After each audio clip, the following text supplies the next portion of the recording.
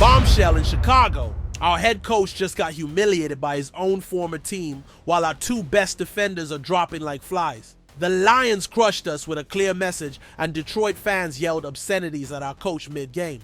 But that's not all. Our star linebacker gets injured following the same pattern as our all-pro cornerback. And the defense that was supposed to take us to the playoffs is crumbling before our eyes. If you don't like and subscribe right now, you'll miss the most comprehensive analysis of why this season could be a total disaster for the Bears. Did Dan Campbell disrespect Ben Johnson? I think yes, and I'll tell you exactly why. Listen up, Bears Nation, because what I'm about to say will spark debate all week. What happened in Detroit on Sunday wasn't just a football game. It was a public humiliation orchestrated by Dan Campbell against Ben Johnson. Let me lay it all out for you. Ben Johnson came to Chicago with an impeccable reputation. This guy was the architect of the NFL's most explosive offense in 2024. The numbers speak for themselves. The Lions finished second in the league in total yards per game with 409.5 and first in points per game with 33.2. Johnson won the NFL Assistant of the Year award, and for good reason. When the Bears hired him as head coach, we all thought we finally had our Sean McVay, our offensive genius who was going to transform this team. Johnson knew Detroit's system like no one else, having worked hand in hand with Campbell for 3 seasons, and he seemed like the perfect choice to compete in the NFC North division. But what happened on Sunday at Ford Field was something completely different. From the first drive, it was clear Campbell had something special prepared. The Lions came out with an intensity we hadn't seen, not even against Green Bay the week before. It was as if Campbell had saved all his best plays, all his tricks, specifically for this game. The first quarter ended 14-7 in favor of Detroit. Normal, we thought. Second quarter, 28-14. We started to worry. Third quarter, 38-21. We were in panic mode. But the fourth quarter was where Campbell showed his true intention, 45-21. 4 minutes remaining. The Lions have the ball on 4th down and goal at the 5-yard line. Any normal coach would kick the field goal, maintain the 27-point lead, and end the game with class. But Campbell isn't just any normal coach, especially when playing against his former offensive coordinator. Campbell decided to go for the touchdown. Not only that, he called the exact same play Johnson had designed for them last season, a bootleg with a triple option that had worked perfectly during the playoffs. It was as if Campbell were telling Johnson, this play you created, now I'm using it against you to humiliate you. The touchdown was perfect. Jared Goff rolled right, found Sam Laporta wide open in the corner, and scored easily. 52-21. The final score wasn't just a victory. It was a statement, but here's the part that really bothers me and why Campbell lost my respect. Throughout the game, Detroit fans chanted, "Fuck Ben Johnson." Not just once, not just when things got ugly. For a full 70 minutes of football. During every commercial break, after every Detroit touchdown, those fans were yelling obscenities at the man who gave them 3 of the best years of football in their franchise's history. And you know what Campbell did? Nothing. He didn't tell the fans to stop. He didn't defend Johnson in press conferences. He didn't show an ounce of the class expected from an NFL head coach. Instead, he fueled the fire with his decision to go for the touchdown when the game was already decided. Johnson, to his credit, handled the situation with much more class than Campbell did. When reporters asked him about Campbell's decision on 4th down, Johnson replied, "What am I supposed to do? It's 4th and goal. What do you want me to do?" Yeah, he could have kicked the field goal, but they don't kick field goals, they go for the touchdown. He was doing what he's supposed to do. That response shows exactly why Johnson is going to be a great head coach in this league. While Campbell acted like a high school bully, Johnson showed professionalism and respect for the game. But the brutal reality is this: we are 0-2, and every game is now practically do or die if we want any shot at the playoffs. Johnson's offensive numbers in his debut as head coach weren't terrible.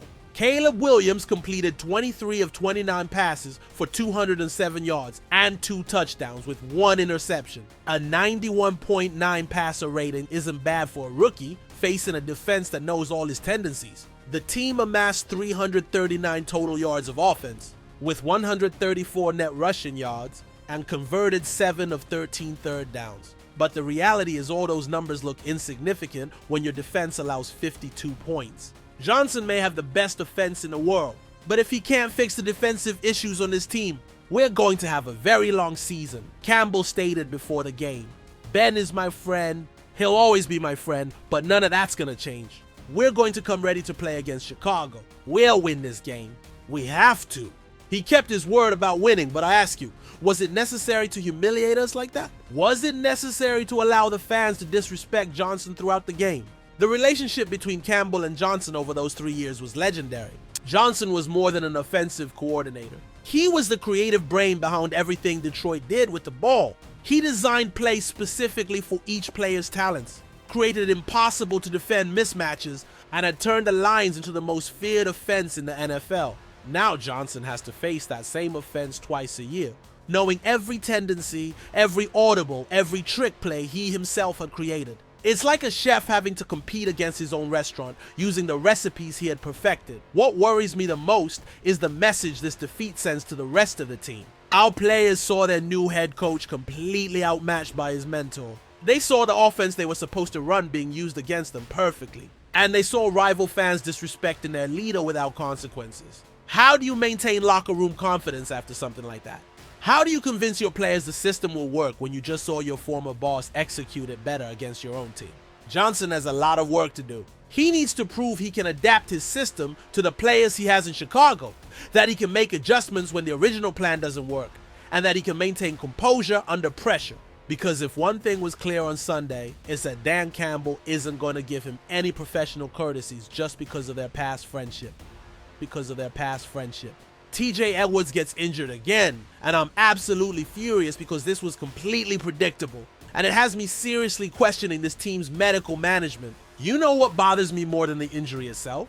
That this linebacker, who is a crucial part of our defense, followed exactly the same destructive injury pattern as Jaylon Johnson, and it seems no one on the medical staff learned anything from the first experience. Let me explain to you in detail what happened with Edwards, because this is a masterclass on how not to manage your star players' injuries. Edwards came to training camp as our starting linebacker, the quarterback of the defense, the guy who was going to lead a unit we all expected to be top 10 in the NFL. During the first few weeks of practice, Edwards started feeling hamstring tightness. Minor, nothing serious according to reports. The medical staff decided to be cautious and limit his reps. Good decision, we thought. Better safe than sorry. But week 1 arrived, and Edwards appeared on the injury report as questionable. Friday before the game against Minnesota, he was declared out. He hadn't practiced all week. The hamstring hadn't responded as expected, and they decided it was better not to risk it. The result? Without Edwards leading the defense against Minnesota, our unit looked lost. Sam Darnold completed passes all over us. The Vikings converted third downs at will. And we lost 24-17 in a game we should have easily won. But here's the part that has me upset. During the entire week leading up to the Detroit game, Edwards practiced in a limited capacity. Tuesday limited, Wednesday limited, Thursday limited. Friday, he was completely removed from the injury report. How do you go from 3 days of limited practice to being completely healthy? I'll tell you how. Pressure. Pressure from the coaching staff who couldn't afford to lose another game without their star linebacker. Pressure from the organization that had invested a lot of money in Edwards.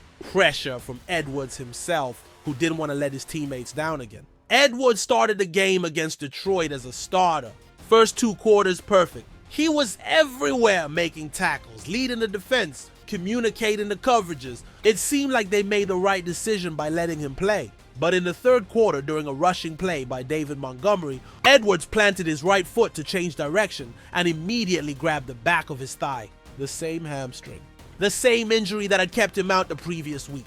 The difference is this time, instead of being a minor tightness that could be treated with rest, Edwards remained on the ground for nearly a full minute. The trainers had to help him off the field, and anyone who has watched football for more than 5 minutes knew he wasn't coming back. The team officially reported him as doubtful to return with a leg injury. But we all knew the truth. Edwards had re-injured the hamstring, and he was probably going to be out for several more weeks. You know what's the most frustrating part about all of this? That Edwards is irreplaceable in our defensive system. We're not talking about a rotational player or a special teamer. Edwards is the brain of the defense, the guy who makes corrections at the line of scrimmage, who communicates coverage changes when seeing unfamiliar formations. Without Edwards, our defense completely loses its identity. Tremaine Edmonds may be more athletic, but he doesn't have Edwards' experience in reading offenses. The backup linebackers may run faster, but they don't understand the system like Edwards does after 2 years in Chicago. The numbers confirm it brutally. With Edwards on the field during the first 2 quarters, Detroit scored 28 points. Without him in the second half, they scored 24 additional points. It may seem like the pace was similar, but the reality is our halftime defensive adjustments were completely ineffective without Edwards directing the communication. Kelvin Shepard, Detroit's new defensive coordinator, had been Edwards' teammate for years when they both played in Buffalo. Shepard knows every tendency of Edwards, every strength, every weakness, and more importantly, he knows how Edwards communicates with his teammates. Throughout the week, Shepard had been preparing plays specifically designed to attack the coverages Edwards typically directs. Screens to the weak side when Edwards slides to the middle. Crossing routes when Edwards is following the running back. Pick plays when Edwards is in man coverage. But when Edwards left with an injury, all those adjustments Shepard had prepared became irrelevant. Instead, he was able to attack backup linebackers who didn't have the necessary experience or communication to execute the defensive system correctly. And you know what's most annoying? This was completely avoidable. If the medical staff had been more conservative, if they had given Edwards an additional week of rest, if they had waited until he was truly 100% recovered before letting him play, maybe we wouldn't be talking about an injury that could sideline him for a month or more. Len, Edwards' medical history doesn't help either. During his time in Philadelphia, he had recurring issues with hamstring injuries. They are notoriously difficult muscles to fully heal, especially for linebackers who rely on quick direction changes and lateral explosiveness. When the Bears signed him, they knew about this history. They knew it would require careful management during training camp and the early weeks of the season. But it seems the pressure to have a competitive start outweighed medical caution. The reality is we are now without our most important linebacker during what could be the most crucial period of the season. The next 4 games include teams with explosive offenses that are going to attack exactly the weaknesses Edwards typically covers. Without Edwards, we're going to have to rely on simpler defensive schemes, less pre-snap communication, and probably more basic zone coverage instead of the complex adjustments Edwards allowed us to execute. That means smart offenses will be able to predict our coverages and systematically attack them. And you know what makes me angry? While Edwards is in the trainer's room receiving treatment, Dan Campbell and the Lions are celebrating not only winning the game, but having neutralized one of our best defensive players without even trying. Edwards injured himself, pushing too soon, trying to make up for a missed week. The lesson here is clear. In the modern NFL, keeping your star players healthy is more important than winning any individual game. Edwards missing 1 more game wouldn't have ended our season, but Edwards missing 4 or 5 games due to an avoidable re-injury might. Jalen Johnson gets injured again from the same injury, and I can't believe we're going through this nightmare again. This all-pro cornerback, 2-time Pro Bowler, who was supposed to be the cornerstone of our revamped defense, has become a painful reminder of everything that can go wrong when you don't manage injuries properly. Let me take you through Johnson's entire ordeal, because this didn't start on Sunday against Detroit. This story began during training camp when Johnson started reporting groin tightness after a particularly intense practice in late July. Initially, the medical staff thought it was just a minor strain. Johnson had a full off season of training, was in the best shape of his career, and the tightness seemed like a natural result of camp intensity. They gave him 2 days of rest, basic treatment, and expected him to return without problems. But after those 2 days, Johnson reported that the tightness not only hadn't decreased but had intensified. Medical exams revealed a grade 2 strain in the right groin adductor muscles. It wasn't the worst possible injury, but it wasn't something that could be ignored either. The standard protocol for such an injury is 2 to 4 weeks of recovery, depending on the severity and player response to treatment. Johnson, being the competitor he is, pushed to return as soon as possible. The medical staff, feeling optimistic about his initial progress, projected he'd be ready for the first game of the season. But week 1 arrived, and Johnson couldn't pass the final physical test. His lateral range of motion was still compromised, and when he tried to plant and cut during agility drills, he reported significant pain. The decision was obvious. He couldn't play against Minnesota. The result without Johnson? Sam Darnold systematically attacked the side where our star cornerback usually plays. Justin Jefferson had 8 receptions for 144 yards and 2 touchdowns. exploiting every mismatch our backup cornerbacks couldn't cover. During the week before the Detroit game, Johnson had what seemed like a miraculous recovery. Monday, full practice without limitations. Tuesday, full practice, running all the change of direction drills. Wednesday, full practice, participating in all one-on-one coverage exercises. Thursday, full practice, not appearing on the injury report. The medical staff was euphoric. Johnson had passed all the physical tests, reported zero pain, and seemed to be moving with the same fluidity as always. The decision to include him in the lineup for Sunday didn't just seem correct, it seemed obvious. Johnson started the game as a starter, covering Amon-Ra St. Brown on Detroit's first offensive series. The first 3 plays were perfect. Johnson was stuck to St. Brown like glue, deflecting a pass on 2nd down and forcing a punt after perfect coverage on 3rd down.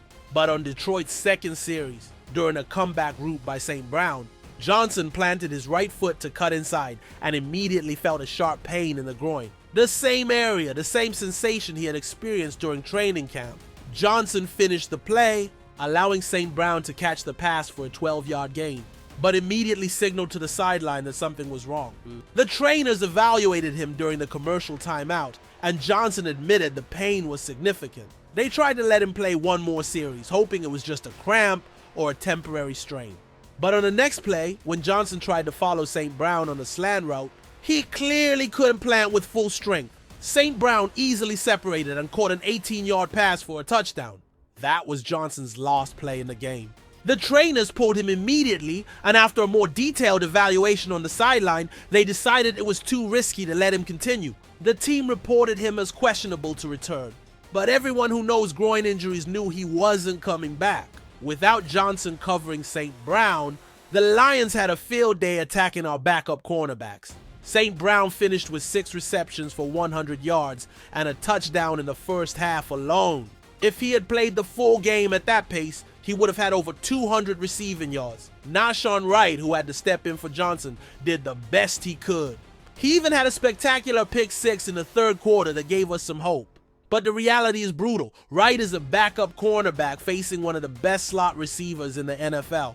No matter how much effort he puts in, he simply doesn't have the talent or experience to match that competition. The quality difference between Johnson and Wright is astronomical. Johnson can run with any receiver in the league, has the hands to deflect tough passes, and the experience to anticipate routes before they fully develop. Wright can run fast, but he doesn't have the instinct or technique to compete against elite receivers. The numbers for our secondary without Johnson are alarming. 52 points allowed, over 400 total air yards conceded, 7 touchdowns scored by Detroit. When your number 1 cornerback can't play, the entire defensive structure collapses. And you know what's so frustrating about this whole situation? That Johnson had already missed much of training camp with his same groin injury. Weeks of missed practice, crucial reps he couldn't take, chemistry with his teammates he couldn't develop. When he finally returned to full practice, we all assumed the injury was completely healed. But groin injuries are notoriously treacherous, especially for cornerbacks who rely on quick direction changes and explosive plans to stay with receivers. Medical history suggests Johnson may have a predisposition to these types of injuries. During his college years, he had similar issues that kept him out for multiple games. When the Bears drafted him, they knew about this history but hoped that with the right strengthening program, they could prevent recurrences. Clearly, that program wasn't enough. Johnson now faces the possibility of a chronic injury that could impact the rest of his career. Recurrent groin injuries often require corrective surgery, followed by months of rehabilitation. That could mean the end of his 2025 season. The brutal reality is that without Johnson, our defense loses its identity completely. He's not only our best cornerback, he's the one who allows us to play aggressive coverages, who frees our safeties to help elsewhere, who keeps elite receivers in check. Without Johnson, we have to play more conservative coverages, assign more help to our backup cornerbacks, and basically acknowledge that certain receivers are going to win their individual matchups. That completely limits what we can do defensively. And you know what bothers me most? Now, this injury was potentially avoidable. If the medical staff had been more conservative, if they had waited an extra week to ensure Johnson was truly 100% recovered, maybe we wouldn't be facing the possibility of losing him for an extended period. But the pressure to compete, the pressure to have a strong start to the season outweighed the medical caution. And now, instead of having Johnson for 16 games, we might not have him for any of the ones that really matter. Bears Nation, after analyzing these three devastating stories that practically sum up everything wrong with our organization right now, I ask you the tough questions no one else dares to. Do you really think the Bears medical staff is handling our stars' injuries properly? Because what we saw on Sunday was not bad luck. It was the predictable result of rushing players who clearly weren't ready to return. Let me know in the comments if you think both Johnson and Edwards returned too soon.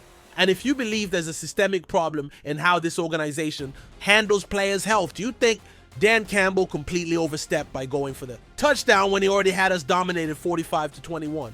I think it was a total lack of respect, an unnecessary humiliation that sends a terrible message about how the rest of the league views Ben Johnson and our team. But I want to know your honest opinion. Was it just competitive football, or was Campbell being a bully? And the million-dollar question that will haunt us for weeks: can this defense, which was supposed to be our strength, compete at an elite level without Johnson and Edwards for multiple weeks? Because if we keep allowing over 50 points a game, this season will end before Halloween, and all our playoff hopes will be just a painful memory. Look, I know being a Bears fan hasn't been easy for the past few decades. We've gone through coaches who came promising the world and left us worse off. We've seen quarterbacks who thrilled us during the draft, only to break our hearts during the season. We've waited for a dominant defense that justified our historic reputation, only to watch it crumble when we needed it most. But you know what? This community, you who are here with me every Sunday, analyzing every good and bad play, every questionable coaching decision, every dashed hope, and every fleeting moment of glory, we're more than just fans. We're a family that has survived together through decades of disappointments and will keep being here no matter how dark the outlook gets. If this deep analysis made you feel the same frustration I feel, if you recognize your own concerns in my words, if you felt like someone was finally saying the uncomfortable truths other YouTubers don't dare to say, then please subscribe to the channel. Do it not just for the content, though I promise it will always be honest and detailed.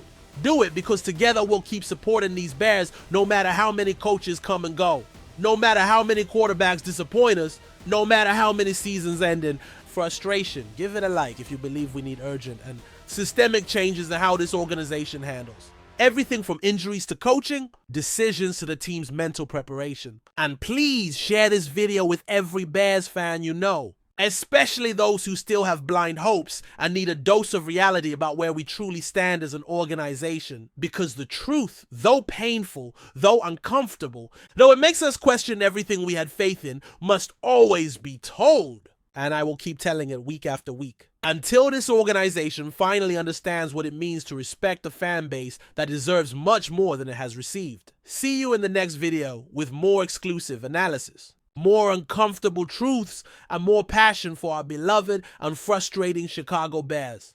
Bear down, family, and remember, through thick and thin, in wins and humiliations, in hopes and disappointments, we are Bears until the last day of our lives.